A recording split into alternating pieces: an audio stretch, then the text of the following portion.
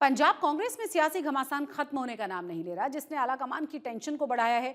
चन्नी गुट की बगावत के बीच केंद्रीय नेतृत्व राजा वडिंग को हटाने के मूड में नहीं नजर आ रहा।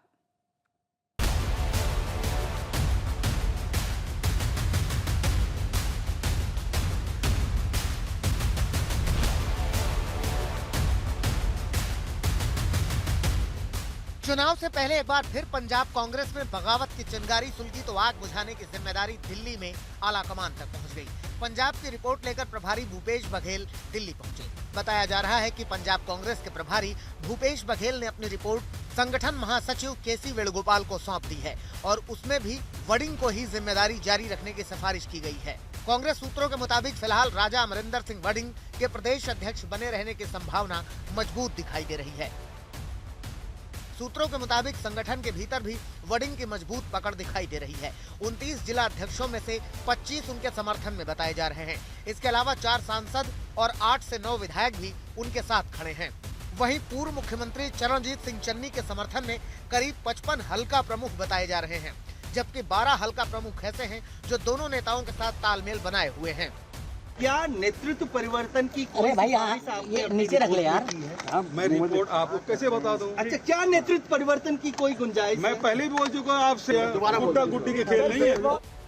अब सवाल यह है कि पिछली रिपोर्ट के बाद भी राजा वडिंग को न हटाने को लेकर विवाद हुआ था, जिसके बाद चन्नी गुट ने बैठक की थी। ऐसे में अगर राजा वडिंग को पंजाब कांग्रेस अध्यक्ष बनाए रहने का फैसला जारी रहता है तो फिर चन्नी अब आगे क्या फैसला करेंगे, क्योंकि पिछले चुनाव में अंदरूनी कलह की वजह से कांग्रेस को पंजाब से सत्ता खोनी पड़ी थी। वहीं बीजेपी भी चन्नी को ऑफर दे चुकी है। दिल्ली से पीयूष मिश्रा के साथ असीम बस्सी, चंडीगढ़, आज तक। केंद्रीय राज्य मंत्री रवनीत सिंह बिट्टू ने सतलुज फिल्म विवाद पर अपने तेवर बदल दिए। जो बिट्टू अब तक फिल्म और दिलजीत दोसांझ पर लगातार हमलावर थे, वो अब हिंदू सिख एकता और भाईचारे का संदेश दे रहे हैं। बिट्टू ने साफ संकेत दिया है कि वो इस विवाद को आगे नहीं बढ़ाना चाहते, लेकिन सवाल अब ये है कि क्या ये डैमेज कंट्रोल है या फिर सियासी रणनीति। आप भी देखिए।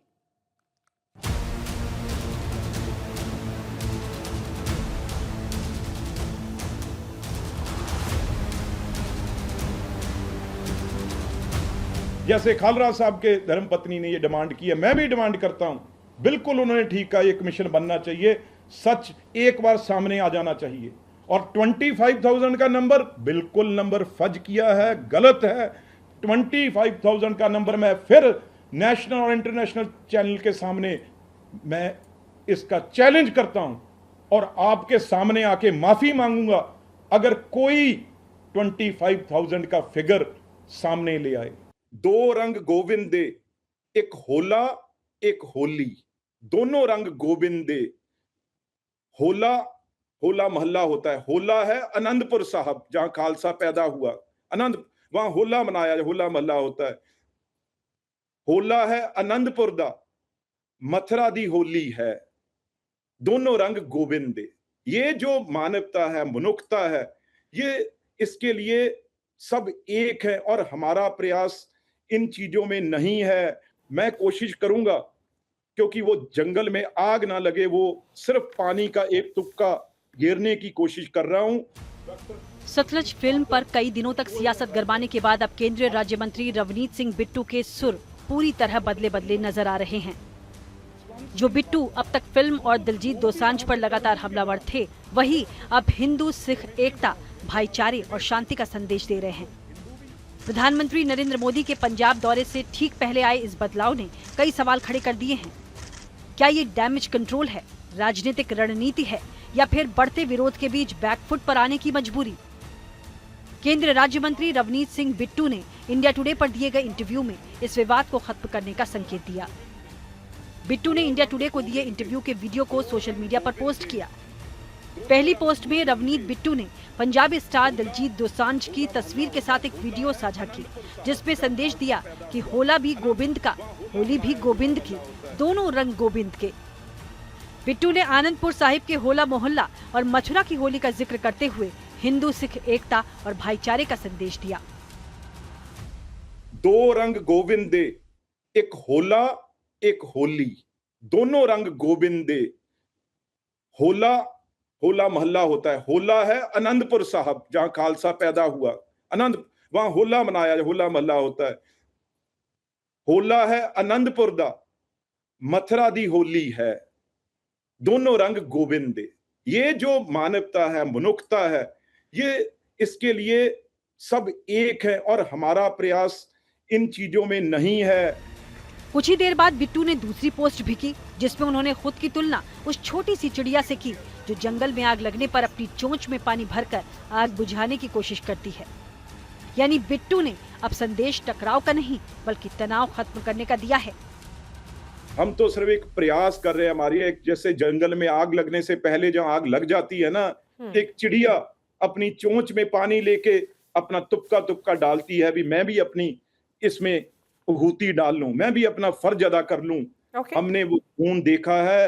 मेरा सिर्फ किसी कोई गलत समझे, मैं कोशिश करूंगा क्योंकि वो जंगल में आग ना लगे, वो सिर्फ पानी का एक तुपका गिरने की कोशिश कर रहा हूं।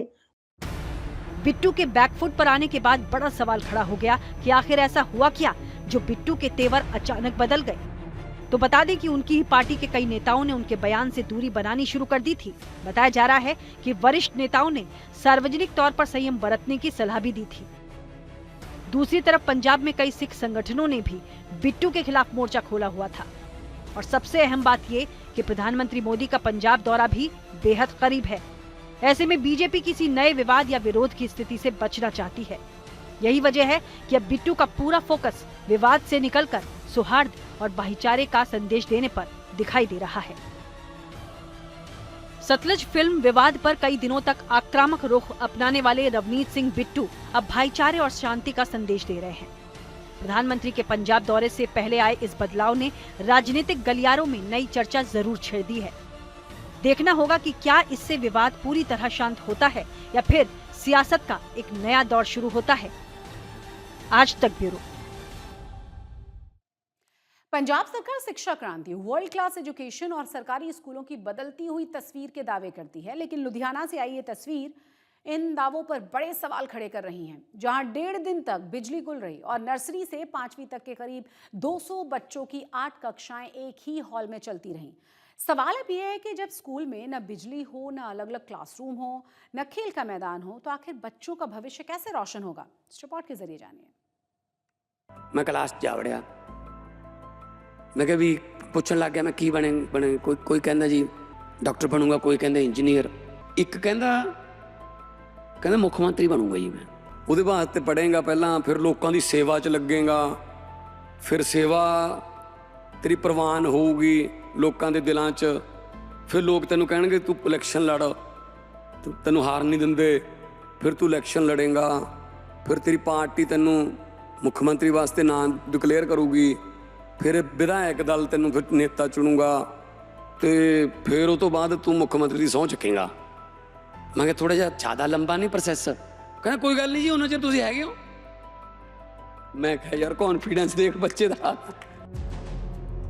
काश पंजाब के मुख्यमंत्री भगवंत मान थोड़ा वक्त निकालकर लुधियाना के सरकारी स्कूल तक दौरा कर लेते तो फिर बच्चों के कॉन्फिडेंस को किस तरह हिला दिया जा रहा है पता चल जाएगा। पता चल जाता मुख्यमंत्री को स्कूल बिना बिजली के कैसे चलता है। जहां पंखे हैं लेकिन चल नहीं पाए, वजह समराला चौक के सरकारी प्राइमरी स्कूल की बिजली ही काट दी गई क्योंकि बिजली का बिल जमा नहीं था। सोचिए स्कूल की यह हालत है तो फिर बाकी का क्या हाल होगा। ਲਾਈਟ ਤਕਰੀਬਨ ਆਪਣੀ ਪਰਸੋਂ 12 ਵਜੇ ਦੇ ਨੀਅਰ ਬੰਦ ਹੋਈ ਸੀਗੀ। ਉਹਦਾ ਕਾਰਨ ਇਹ ਸੀਗਾ ਕਿ ਬਿੱਲ ਪੈਂਡਿੰਗ ਸੀਗਾ ਆਪਣਾ, ਬਟ ਸਾਡੇ ਵੱਲੋਂ ਡਿਪਾਰਟਮੈਂਟ ਨੂੰ ਸੂਚਿਤ ਕੀਤਾ ਗਿਆ ਤਾਂ ਅੱਜ ਆਪਾਂ ਨੂੰ ਲਾਈਟ ਮਿਲ ਗਈ ਹੋਈ ਹੈ। कितने घंटे बंद रही लाइट? लाइट आप देख लो 1.5 दिन, हाँ 1.5 दिन। जहां आज तक की टीम पहुंची तो ये पता चला कि अब 2 दिन बाद जाकर स्कूल की बिजली वापस चालू कर दी गई है। लेकिन लुधियाना के सरकारी प्राइमरी स्कूल का हाल देखिए, सॉरी हॉल देखिए, जहां एक हॉल के भीतर ही ये एक क्लास, ये दूसरी क्लास, ये तीसरी क्लास, ये चौथी क्लास, ये 5वीं क्लास और इसी हॉल के भीतर नर्सरी से लेकर 5वीं तक की कुल 8 क्लास के साथ रसोई घर और बाथरूम भी है। लुधियाना के एक सरकारी प्राइमरी स्कूल में हम मौजूद हैं, जहां पे एक ही हॉल के अंदर नर्सरी से लेकर 5वीं तक के बच्चों की सभी क्लासें एक ही हॉल के अंदर लगाई जा रही हैं। तस्वीरें आप देख सकते हैं कि अलग अलग क्लास एक ही हॉल के अंदर चल रही हैं, अलग अलग टीचर मौजूद हैं, अलग अलग क्लासों के बच्चे मौजूद हैं जो पढ़ाई करते हुए आपको नज़र आ रहे हैं। साथ ही साथ इस स्कूल की लाइट जो है इलेक्ट्रिसिटी बिल ना चुकाने की वजह से 2 दिन बंद रही है और आज हमारे यहाँ पहुँचने से कुछ ही समय पहले 2 घंटे पहले ये लाइट दोबारा से चालू की गई है, जो पंजाब के एजुकेशन सिस्टम की मुंह बोलती तस्वीरें बयान करती हैं कि दावों और हकीकत में कितना बड़ा अंतर है। जहां मुस्कुराते हुए भीतर मुख्यमंत्री भगवंत मान का पोस्टर भी लगा है, लेकिन काश मुख्यमंत्री आकर यहां का हाल और हॉल दोनों देख लेते। जिस स्कूल को शिक्षा का मंदिर होना चाहिए, वो आज बुनियादी सुविधाओं के लिए तरस रहा है। स्कूल में ना तो खेल का मैदान है, ना पर्याप्त कमरे और ना ही बुनियादी सुविधाएं।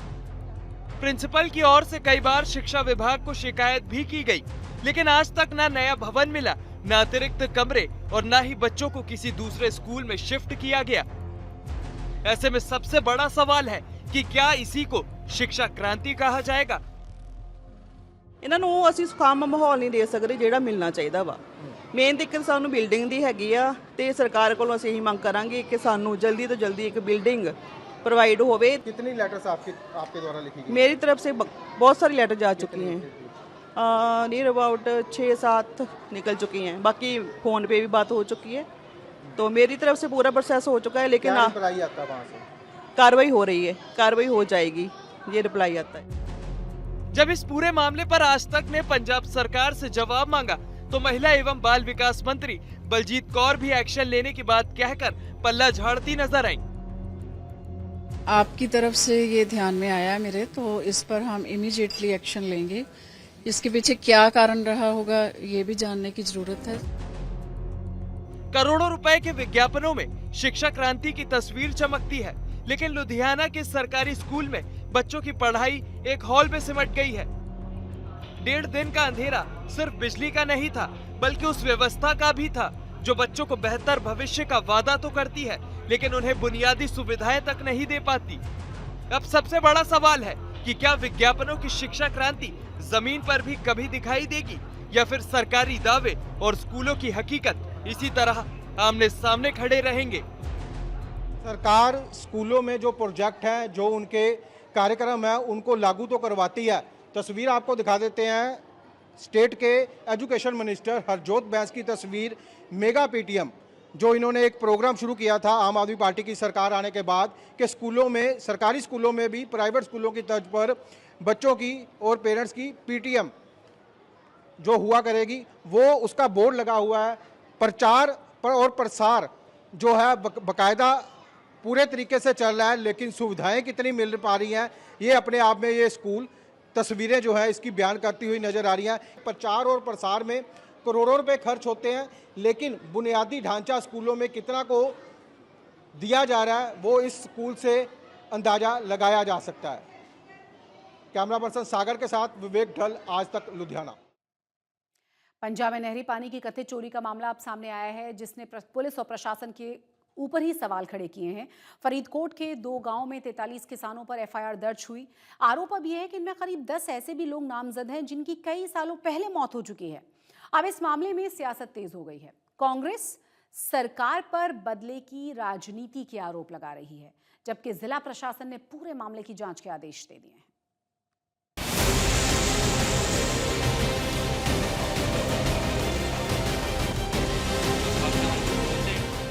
कहते हैं कानून के हाथ लंबे होते हैं, लेकिन फरीदकोट में तो पुलिस की एफआईआर उन लोगों तक भी पहुंच गई जो अब इस दुनिया में ही नहीं है।